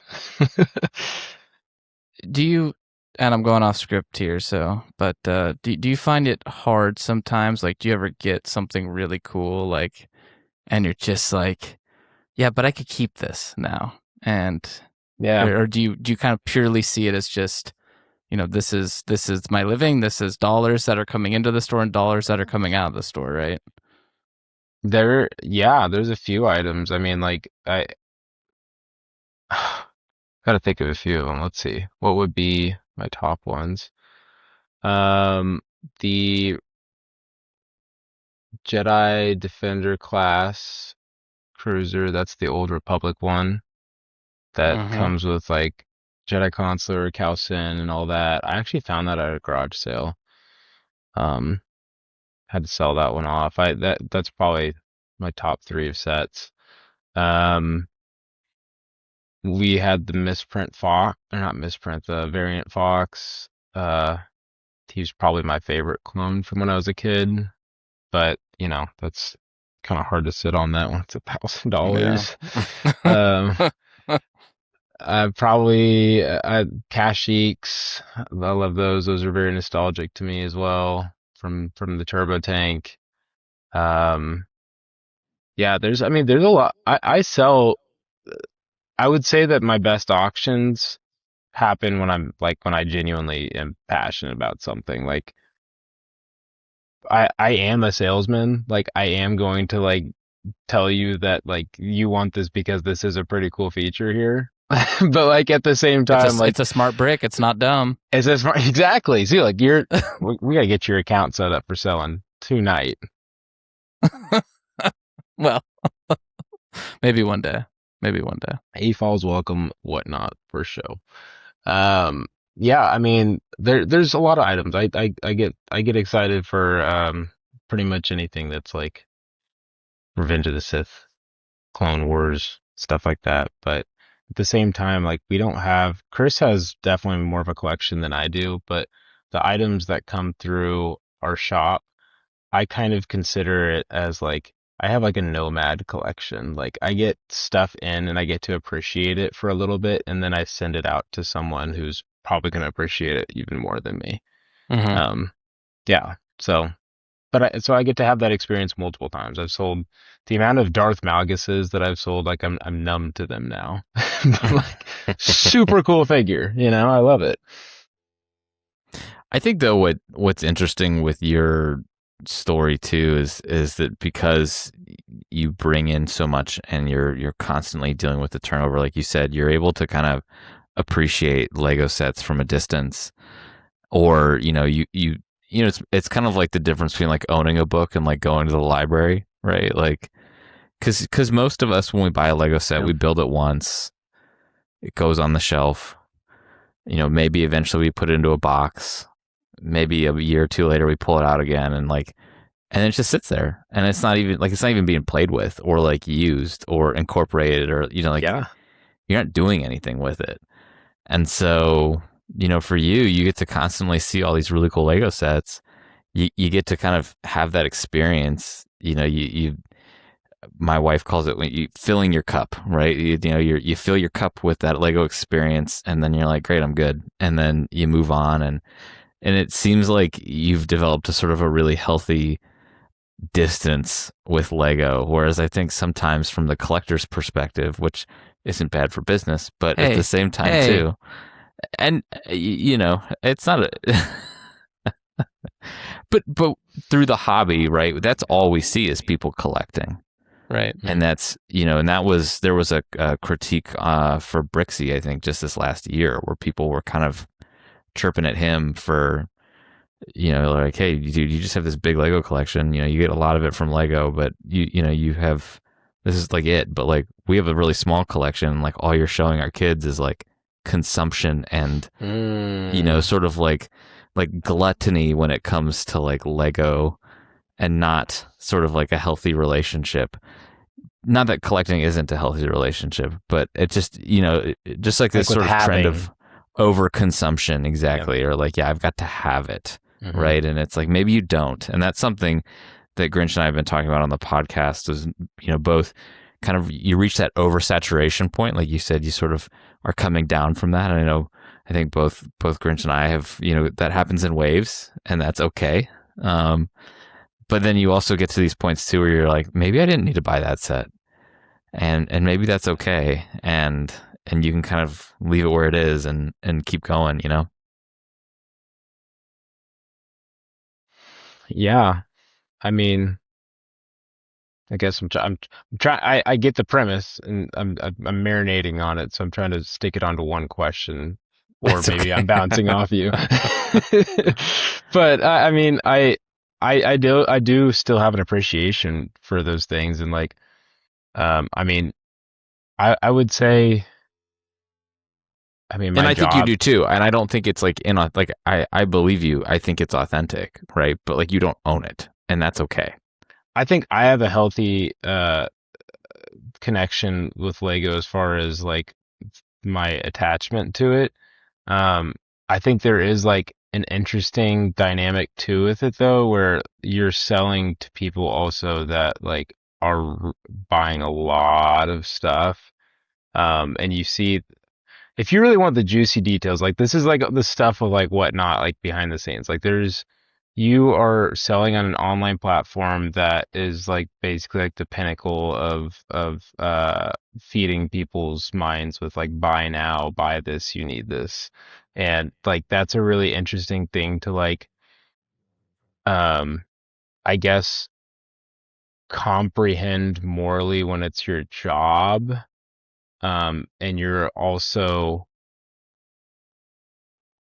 it's complex. It's really hard to say because like there's people that will I would say the life cycle of whatnot customers, and this is I'm hearing this secondhand from other sellers who've been on the app for longer than me, but the average life cycle for a customer is probably about 3 months or so on whatnot, and it's either they buy all the stuff that they wanted and now they don't really want it anymore, or they don't care, or whatnot's not really their avenue, or they hit credit card debt. Like, I mean, like there's people that spend a lot of money on whatnot and they probably shouldn't be.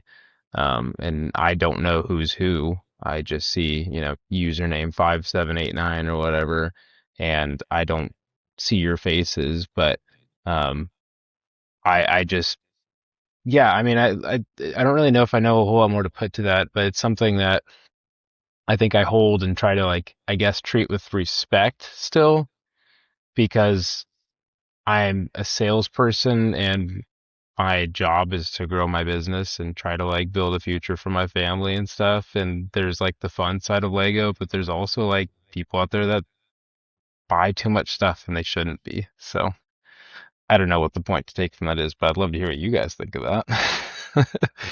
When and certainly I'm not trying to suggest that like there's like a problem or anything or like that's something that No, yeah, you're I didn't take it that contributing way. to by any means. So I hope it didn't come across that way. Not at I all. think it you know from hearing you just seem to have a very healthy sort of distance from the Lego that you see, and it would be easy to not like skim off the top, but you're like, oh, here's this, yeah, Darth Malgus minifigure. Like Yeah. this one's, yoink, this is going in my personal collection, and but you choose to sell it, and I'm sure it has something to do with your own history of, like you guys sort of being forced to sell your own collection too to keep your business Yep. going, and so. I mean, at that point, it's kind of like nothing's sacred, but that's not a bad thing per se. You know what I mean? I totally agree. I think you hit it right on the head with the feeling. Yeah. I mean, I don't think there's really not much. I'm trying to think if there's really anything. The only thing that I would not sell, is I gave away like the majority of my Lego, but I did find a box that had like all of the best builds in it still. So like I still have my Republic gunship from when I was a kid. I don't have the figs. I don't have my Commander Cody that I loved. I don't have all that stuff, but I have my gunship. I have my MTT. I have I need to piece together. I have most of the parts for the ATTE. Um Very nice. I have V19 Torrent. I'm just going through it all in my head now, but like I've got like 4 or 5 sets that like are from my childhood. That's sacred. I won't sell those because that's like that is where it started. So I do still have that connection. Um, but like yeah, everything else is on the table. It's everything else is something to like build a show around. Like I've had it's just one of the biggest, the featured item for Sunday. I've had it far too long. And it's not something that I would personally collect myself, but it is cool to have one. It's my first time. I have a Finch Dallo, so we're selling it's like a minty condition Finch Dallo, starting it at $1 on Sunday. So, like Very nice. that's the stuff that's cool. It's cool to get to have those things. If I was just a collector and I was like accumulating things, like I would never have like the cash to be able to like afford something like that. But like I get to appreciate this for a few weeks and then build some excitement for it, and hopefully like bring in some people that have been looking for one, and build confidence with those people that the one that they're buying is like it's collector quality, and when they get it, it'll be what they expect. So What a crazy minifigure. Just I remember because you asked how long we've been collecting Lego for, and I remember when that came out because it was from the Last Jedi, the bomber, 2017. and yeah, well, 2018, I guess. So, but it was the 2019 run of Lego because they randomly swapped him into just some random sets. They just changed him. And so, but I don't think they didn't change it on the box art or anything. So you just randomly got the updated Finch Dallo with like just a handful of sets. And that's why it's so, because the non-change, the original version is not too grand like that one goes for. And I mean, talk about the economics of Lego. I mean, a year ago it was $800, and now it Yeah, is it like I went think the lowest crazy. available right now is 1900. And same thing Yeah. with like the Yuletide pilot and stuff. Like yeah, it's the niche stuff. People, Mm-hmm. you have new people coming to the hobby that have money, and they want to get the cool stuff. If they can afford it, they'll go after it, and they have access to it on a platform like Whatnot, where they trust it and it's right in front of them, and they can bid on it. Well, I've got I got one more question for you, kind of along that lines here to kind of end on a fun one, but and you don't have to share super specifics if you don't want to, but what was your most exciting sale or your biggest sale where like maybe you did buy a used bucket and you found a Finch Dallo in there and you bought the bucket for $20, and then you turned around and sold it, just the minifig for 800 or something. Gosh, that's a hard one. There's just so many, There's it's so just many sales. We've just sold. yeah. I can tell you about how much. There's 25,000. There's been about 25,000 sales. Um, I'll tell you my favorite like purchase that resulted in many of those moments. And this was before Whatnot, but we purchased a collection up in Illinois. It was the first time we ever drove somewhere to get a collection. Uh-huh. Um, and there was this guy that had posted his collection on several forums on Facebook, and the price that he was asking, he pretty much got laughed out of all of them. People thought it was ridiculous, but I sent him an offer that was like, I didn't really think he'd take it, but I felt like it was definitely better than what everybody else was offering. And we drove up there, and he just had trash bag after trash bag after bin after, I mean, like ridiculous amount of Lego. And I got to go through probably 18 bags and buckets, like full tubs of stuff.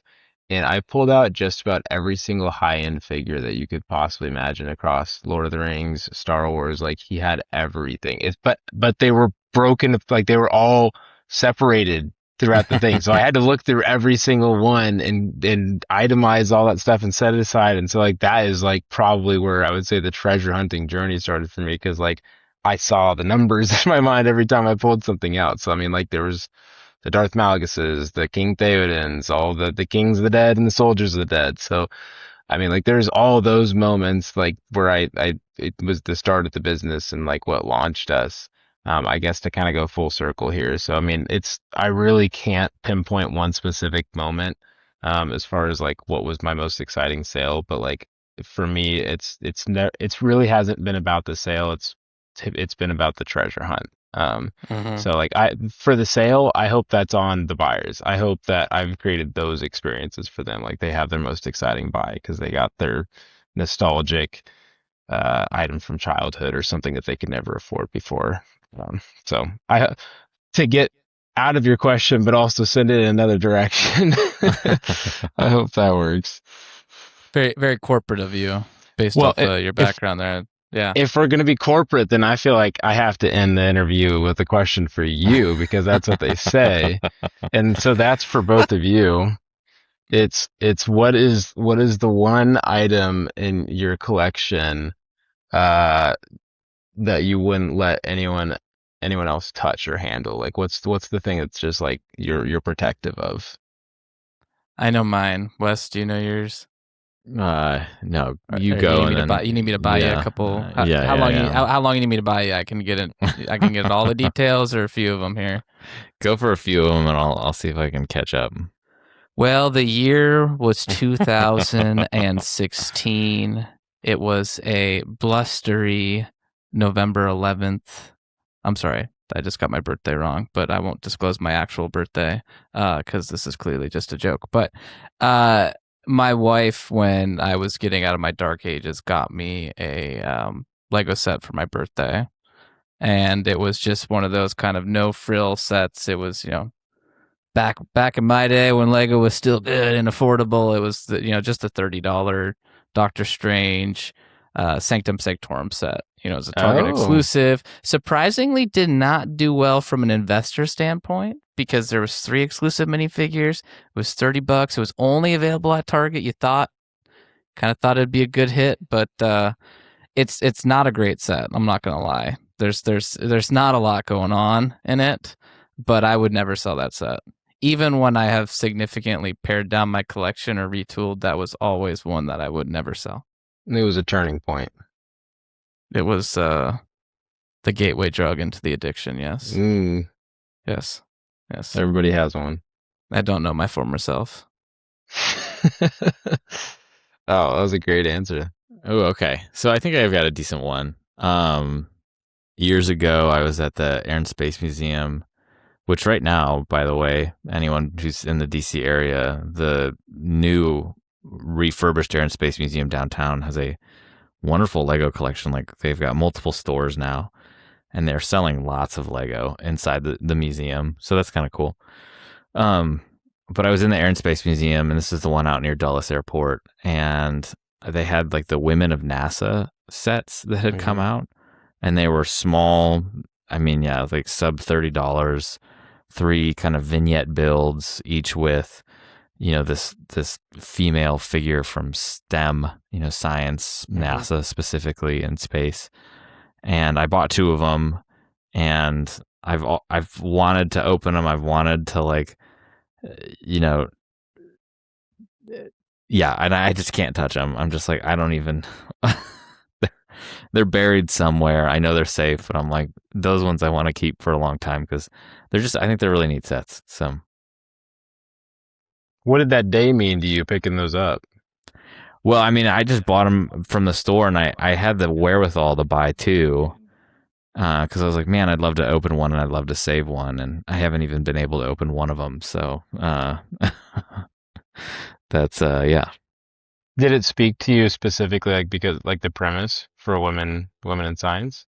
Yeah, and my background's kind of in the air and space sort of science and STEM background, so like yeah, that was just kind of a cool. I think those sets and stuff like that really speak to me. But well, that's a good answer too. I love that.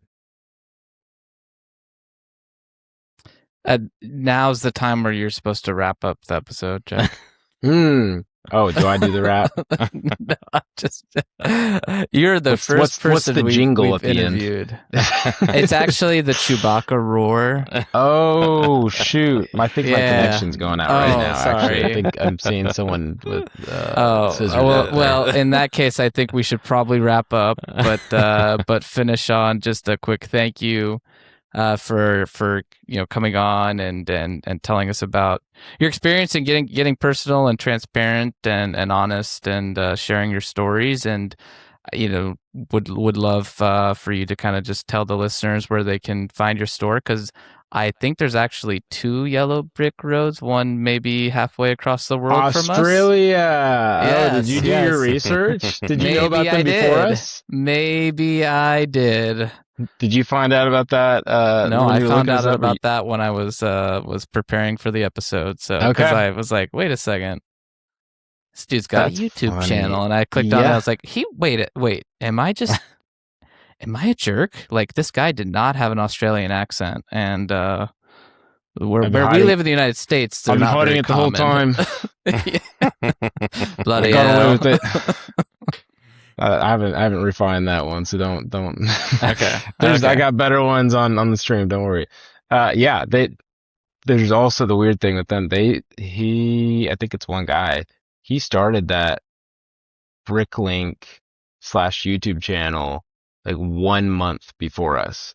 And we had been saying for the longest time, like, oh, we need to get a YouTube, we need to get a Bricklink. And like we finally went to go put in the username, and he had just made it. And he started putting out content and stuff. So like we sent him a message a couple months like into Bricklink and said, like, oh, hey, we're also Yellow Brick Road. He read it and never responded. So but maybe this will get the message out to him. If everyone reaches out, yeah, I want my high back. But no, he was he's doing a lot better than we are getting content for YouTube out right now. But we are getting on YouTube slowly but surely. Instagram is where we're most active on socials at Yellow Brick Road Co. TikTok as well at Yellow Brick Road Co. Right now, it's a lot of memes and stuff, like a lot of memes and talking about when shows are coming up, just for the sake of that's what gets brand awareness out there. Is people like to laugh and have a little connection. So we're working on our humor a little bit at a time.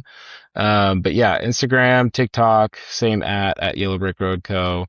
YouTube soon, and then if you really want to be a part of the experience, it's on Whatnot for us. That's our bread and butter, and at Yellow Brick Road Co. on there as well. We have a show coming up on Sunday, which I think your shows come out on Monday, don't they? Correct. Yes. So it would have happened. Yeah. So it will have gone great, and this will release on May the 4th. Set a record. $2,500. Yeah, $1 million. $1 million. Add a couple zeros, I'll be happy with it. But we typically go live Saturdays, Sundays, mostly Saturdays for Star Wars. And we get variety shows in throughout the week as well. But you can bookmark our shows on there. Come say hi to Chris and Jericho as well, who are not here today. But yeah, I'm typically the one behind the phone, and you'll see my hands on the stream, not so much of my face. But yeah, so anyway, come see us on there. We do dollar start auctions, giveaways. This week we're giving away the builds. We take out the figures for them, but we're giving away the Jabba's Palace from 2013. We're giving away the big $650 Pokemon set. That one's sealed. Giving away the UCS Sandcrawler without the figs. We pulled those out too. And then what's the other one? Oh, UCS Cantina. Same thing.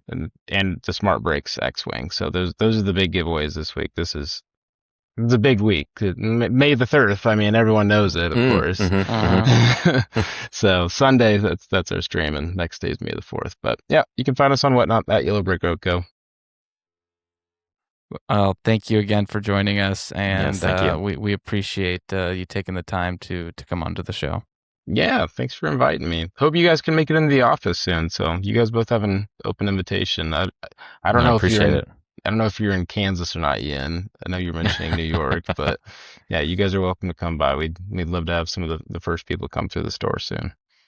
Absolutely. My wife said it was nice. Brick mail. All right, so thank you again to Jack for joining us. Thank you, folks. Jack.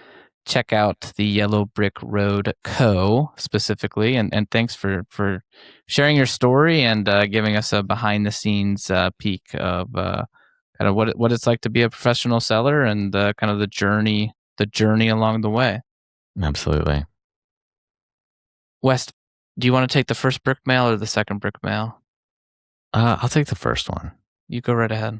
All right. So our first one is from Nate Christensen.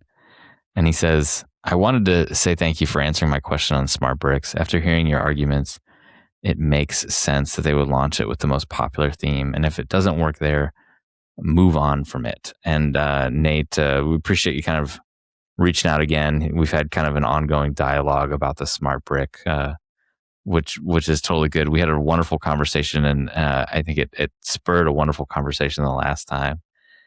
But no, so thank you again for the question. Thank you for reaching out. And I wanted to point you towards a Tips and Brick article that was just released recently in which the author kind of gave a parental take on the smart brick, and her take was, it is not good. She said her kids were like stopped playing with it within 30 or 40 minutes. The novelty wore off very quickly. There's been some issues with the charging, and if in one situation they had one brick that basically, pun intended here, but bricked itself, and so she said like after 5 minutes of play, the thing just stopped working and would not take a charge. And so it sounds like there's definitely some growing pains right now with the smart brick. And I think from a kid's perspective, what she kind of said was like, the cool thing with Lego is you can rebuild it into an infinite number of things at any given time. But when you start adding the gimmicky things like this onto the sets, like it creates that instant kind of connection and that serotonin hit, and then it's done, or dopamine hit, and then it's done. And then, the kids want to move on to something new. And so it's sort of undermining like the core principle of Lego, which is its longevity. I don't know. It's a really interesting discussion. So I'd encourage you to go check that out. And anyways, Nate, thank you for raising that discussion with us. Yeah, absolutely. And I mean, I don't know.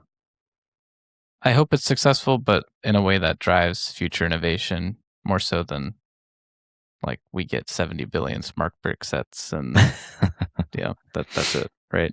Yeah, concur. John FC66, longtime listener and avid commenter. So thank you. We do see all the comments. I try to respond to all of them too, but don't always get there. Great episode as always. Definitely a great main topic, even though I get sad when I think about it, talking about selling Lego. I have personally never sold Lego, but perhaps one day it is something I would do. I would probably just do it if I found I didn't care about the sets anymore, or if they didn't bring me joy. Also, maybe if I needed more room. Lego definitely takes up a lot of space. I just find it hard to go through the whole process of selling. I feel like it'd be too much of a hustle for me. Donating them or saving them for kids, if I have any, might be more of my thing. I also always open my sets so I don't have any sealed stuff, but I never buy a Lego thinking of selling it later. Interesting talk about your closet Lego or closest Lego store. Closest one is around an hour away from me, probably for the best. Well, thank you, John, and I think I'm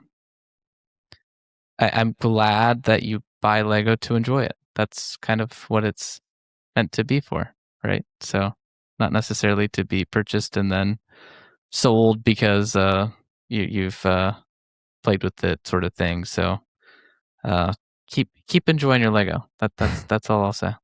Yes, thank you, John. And that is a wrap of another episode of AFOLs Welcome.